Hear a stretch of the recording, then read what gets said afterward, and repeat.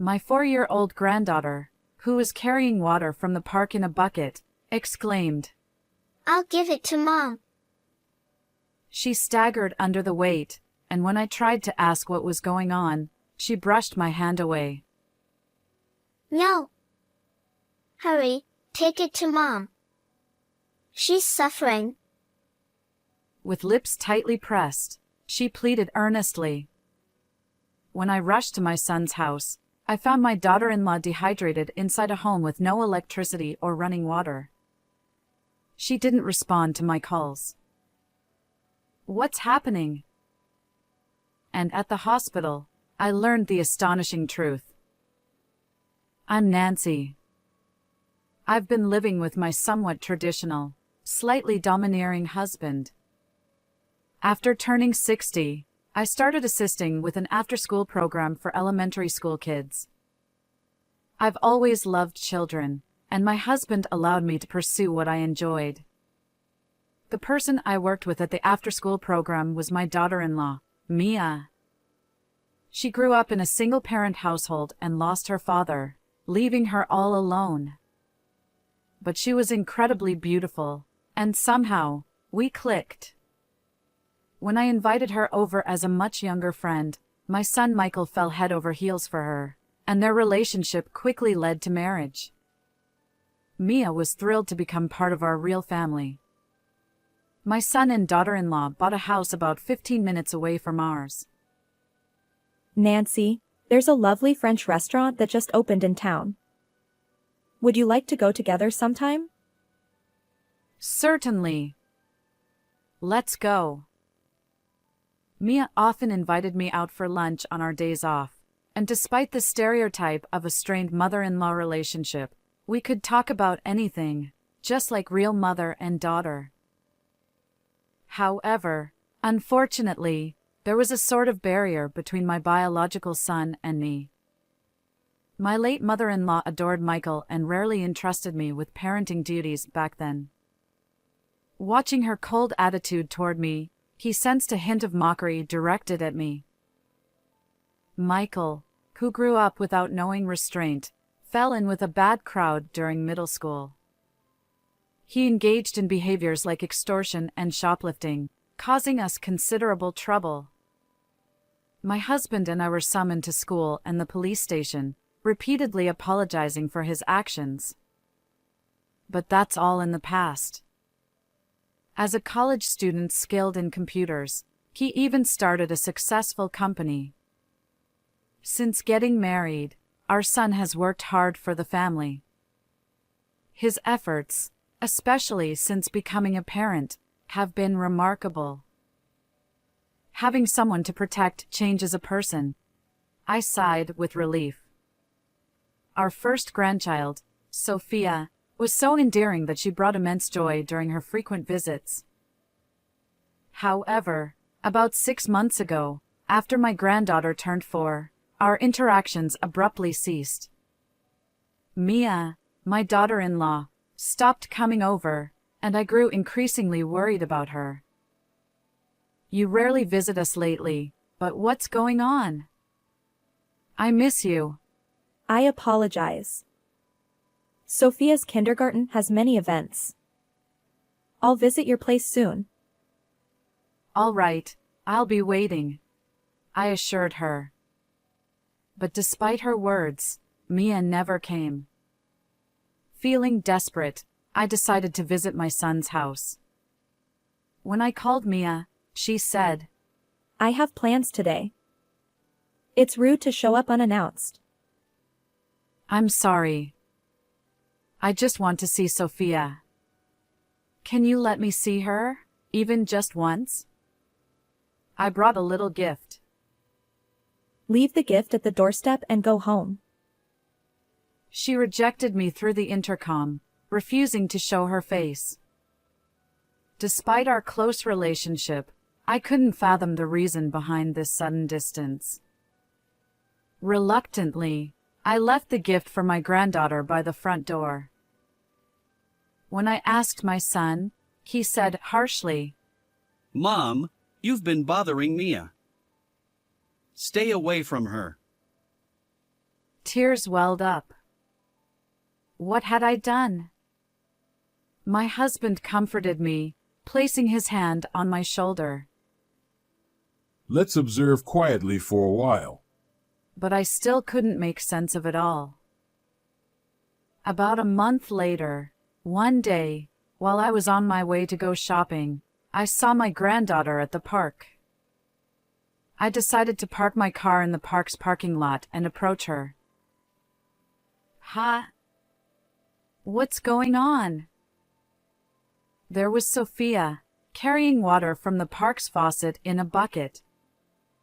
Despite it being summer, she wore winter pants and was soaked from the water bucket. Her legs wobbled, and her complexion was pale. "Are you Sophia? What are you doing?" Oh, Grandma? I'm giving water to Mom. According to her, the water at home had stopped flowing. With vacant eyes, Sophia was determinedly carrying the bucket of water. Understood. Grandma will help Mom. Sophia exclaimed. Really? Hurry, help Mom. Together with my granddaughter, I rushed to my son's house. The front door was unlocked, and as she had said, there was no electricity or running water. "Mia! Where are you?" Sophia led me to a storage area under the stairs. There, my daughter-in-law lay sunken-eyed and dehydrated, her hands and feet bound, blood staining her mouth. "Mia! Stay with me." No matter how many times I called, my daughter-in-law didn't respond. I immediately called an ambulance. Desperate to inform my son, I tried calling him, but there was no answer.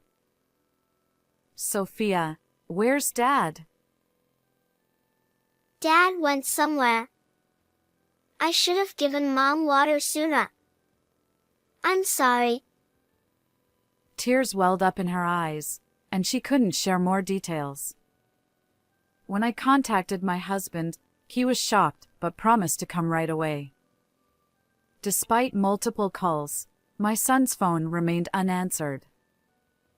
Finally, I reached his workplace, only to learn he was on a 2-week family vacation overseas. "What's going on?" He wouldn't return for another week, leaving me bewildered. The ambulance arrived, rushing my daughter-in-law to the hospital. Concerned about Sophia's pale complexion, we decided she should be examined too. And a few hours later, my husband and I were guided by a nurse to receive an explanation from the attending physician. Please don't be shocked. The truth is, The doctor revealed a startling fact about my daughter-in-law's condition. Could it be something like that? I questioned, doubting my own ears. Fortunately, our granddaughter Sophia, though malnourished, wasn't in immediate danger. However, my daughter-in-law remained critical. While my husband attended to Sophia, I diligently cared for her. "Mia, I'm here with you. Stay strong. You have Sophia, don't you?" I held her unconscious hand, continuing to reassure her. The next day, we finally managed to reach my son. My husband was with me, so I put the call on speakerphone and explained the situation to Michael. He seemed surprised, but also somewhat disgruntled. Wait, you called an ambulance? Why go to all that trouble?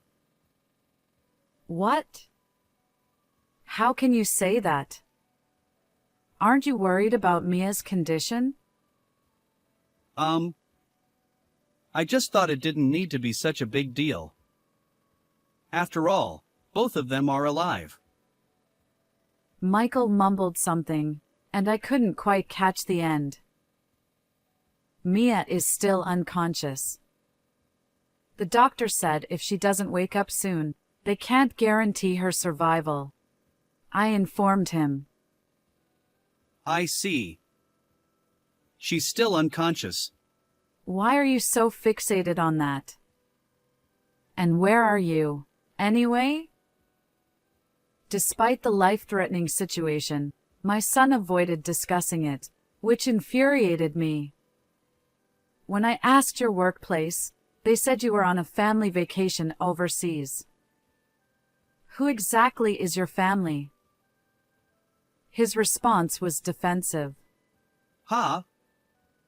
You called my workplace? This is ridiculous. Michael sighed in exasperation. Listen, Mom, you were probably fooled by Mia. She's a strong-willed woman who avoids household chores and parenting, just playing around. She's the worst wife. Could it be?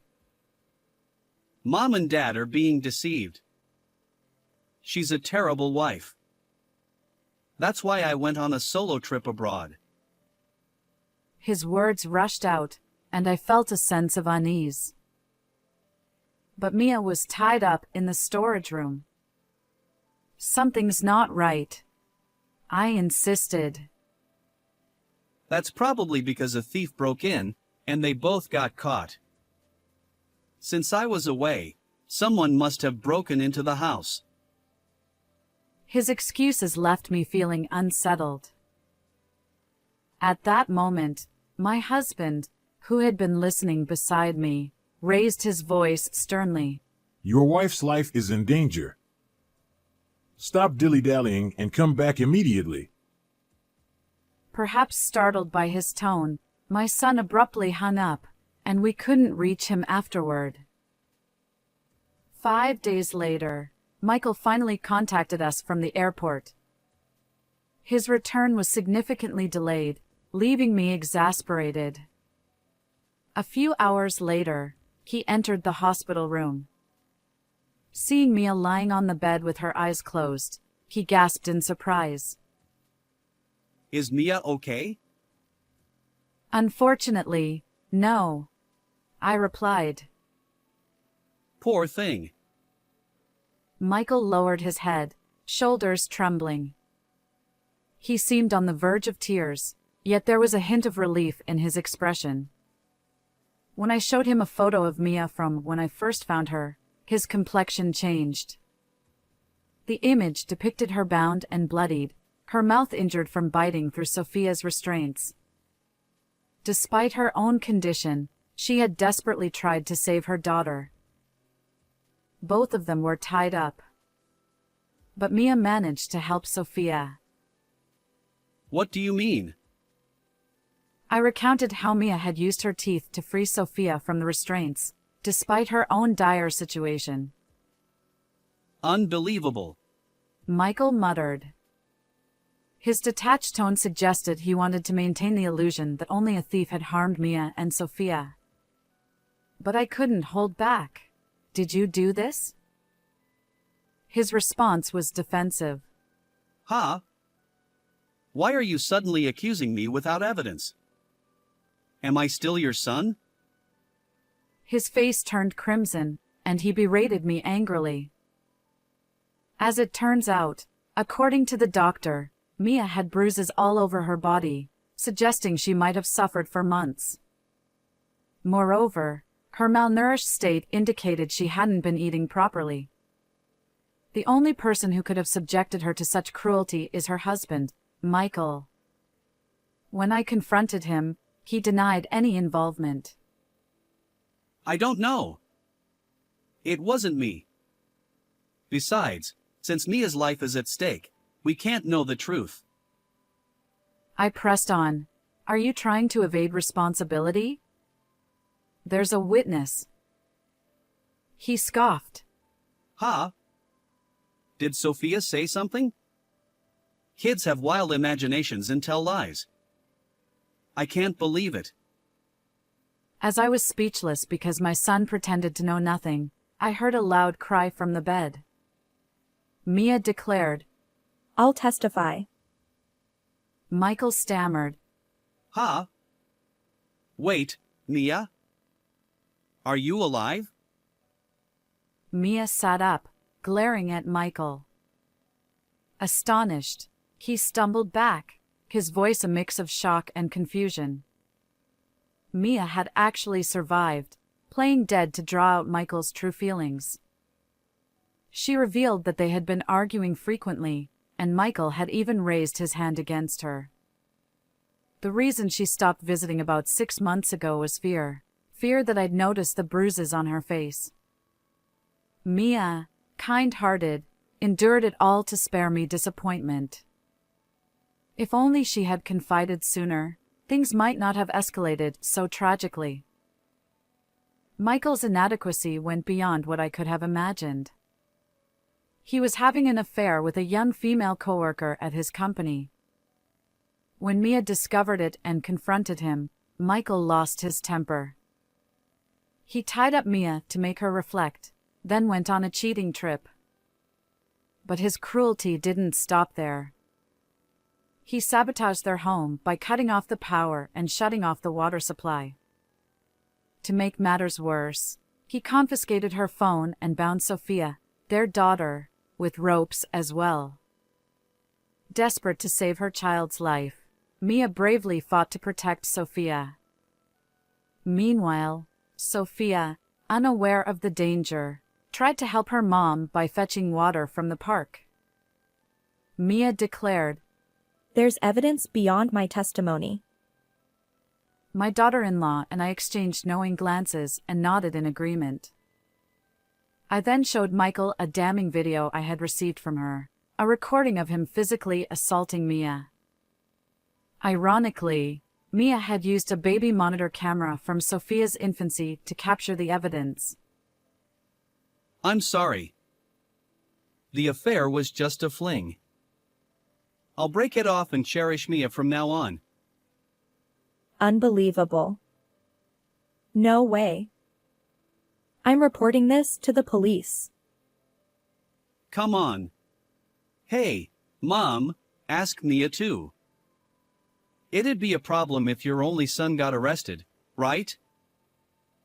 Realizing he couldn't escape, Michael turned to me for help. However, I doubted his sincerity in changing his ways.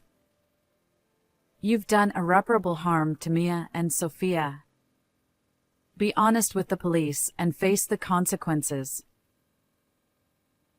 Huh? Are you really my mom? You won't help me? Frustrated by Michael's anger directed at me, I was left speechless. Thankfully, my husband made the call, and Michael was taken away, wailing, by the police. Afterward, my son and Mia divorced. Michael was found guilty of mistreating his wife and daughter, and he ended up behind bars. Mia sought $20,000 in damages, $100,000 in child support, and a division of shared assets from my son. She also demanded $12,000 in damages from Michael's affair partner, a woman who worked under him at the company. Michael relinquished all properties he owned in his name, including the house and land, to his wife. He used the proceeds from selling the company to pay child support. Stripped of both money and reputation, he'll face challenges even after leaving prison. My husband and I severed ties with Michael. We legally adopted Mia and Sophia as our own children, intending to leave them our entire estate. Recently, seeing Mia and Sophia's smiles has been a source of comfort. We hope to continue living positively and harmoniously as a family. How did you find this story? If you enjoyed it, consider subscribing to our channel. See you in the next video.